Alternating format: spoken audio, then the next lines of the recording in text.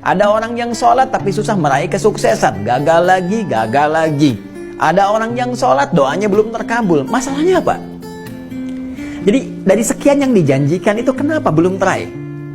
Ini pun teman-teman sekalian tidak luput dari keterangan Al-Quran, tidak luput dari jawaban Al-Quran. Bahkan sebelum saya, Anda, kita bertanya, Allah sudah lebih dulu menyampaikan keterangan kepada kita.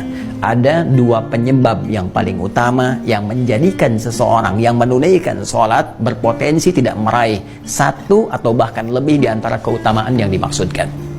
Jawaban pertama terdapat dalam Al-Quran surah kedua Al-Baqarah di ayat ke-45, kemudian solusinya ayat 46-nya.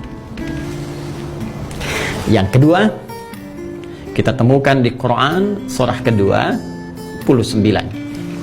Di Quran surah ke-29 Al-Ankabut di awal ayat ke-45-nya. Tuh, sama-sama 45 ayatnya, ya, tapi nanti dengan pemaknaan yang berbeda. Baik, mari kita lihat dengan cepat. Apa penyebab orang sholat berpotensi belum atau tidak meraih apa yang dijanjikan ini? Yang pertama di Quran surah kedua Al-Baqarah di ayat ke-45 Allah menegaskan. Perhatikan kalimatnya. Wasta'inu bis-sabri was-salah. Dan jika engkau punya persoalan dalam kehidupan, terima dengan sabar, itu untuk meningkatkan kualitas hidupmu, dan dengan itu kemudian kau bawa dalam sholat, mintakan solusi kepada Allah. Was-salah, tunaikan sholat, minta solusi kepada Allah. Wa innaha lakabiratun illa 'alal khashi'in. Namun penting kau sadari, sholat itu tidak mudah engkau lakukan. Awas, hati-hati tuh, ya. Ketika Allah menyandingkan sabar dengan sholat dan membandingkan keduanya, ternyata tingkat kesulitan menunaikan sholat itu lebih dibandingkan dengan sabar. Hati-hati. Artinya kalau orang tidak sabar menunaikan sholat, orang tidak serius menunaikan sholat, itu sulit kemudian akan menunaikannya dengan sempurna. Jadi lebih mudah dalam bandingan Al-Quran, lebih mudah kita belajar berikhtiar untuk sabar dibandingkan kita menyempurnakan untuk menunaikan sholat dengan baik, kalau kita tidak serius. Nah, tapi Allah tidak berhenti sampai situ, supaya Anda tidak bertanya, kalau begitu, kalau sholatnya berat, kenapa kita diminta menunaikan? Hei, belum selesai ayatnya. Allah berikan jalan supaya sholat ini mudah ditunaikan oleh kita. Tapi kalau Anda nggak ikuti jalannya, tetap akan sulit bagi Anda. Jelas, seperti Anda nggak tahu ilmu sabar. Karena nggak tahu ilmu sabar, susah bersabar. Nggak tahu ilmu sholat, ya susah sholat dengan baik.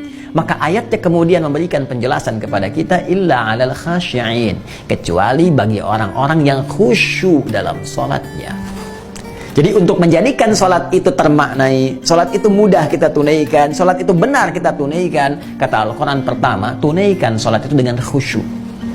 Ini poinnya, khusyuk. Jadi kalau kita ingin meraih keutamaan-keutamaan ini yang dijanjikan, hal-hal yang tadi dimaksudkan, maka syarat pertama kata Allah, tunaikan dengan khusyuk. Kalau nggak khusyuk jadi berat sholatnya.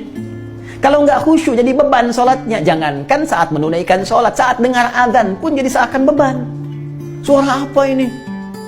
Ini kok panggilan tiap hari datang terus? Ya Allah, iman Anda di mana, Cepi? Jadi kalau kita nggak khusyuk susah. Nah, karena itu penyebab yang pertama kalau ada orang belum meraih apa yang dimaksudkan, boleh jadi sholatnya belum khusyuk. Pertanyaan susulannya, bagaimana supaya kita bisa khusyuk sholatnya, ya Allah? Bagaimana cara khusyuk yang baik itu? Maka Allah memberikan jalan kepada kita. Jalan pertama langsung di ayat ke-46-nya. Ini poinnya. Perhatikan caranya. Alladzina yadhunnuna annahum mulaqu rabbihim. Satu, wa annahum ilaihi raji'un. Dua. Nah, ini rumus cepat untuk khusyuk dalam sholat. Ya, bagian pertama, rumus cepat untuk khusyuk. Kata Allah, alladzina yadhunnuna annahum mulaqu rabbihim. Orang khusyuk itu adalah orang-orang yang saat akan sholat. Awas, tolong garis bawahi. Ternyata khusyuk itu dimulai fasenya dari sejak akan sholat. Jadi jangan langsung dipahami saat sedang sholat. Ya, karena ternyata kekhusyuan itu, untuk mendatangkan kekhusyuan, fasenya dimulai saat akan sholat. Nah, orang khusyuk ini udah kelihatan saat akan sholat. Bagaimana penampakannya? alladzina yadhunnuna annahum mulaqu rabbihim. Orang-orang yang khusyuk itu adalah orang-orang yang saat akan menunaikan sholat, dia sudah menyiapkan diri dan merasakan akan menghadap kepada Rabbnya.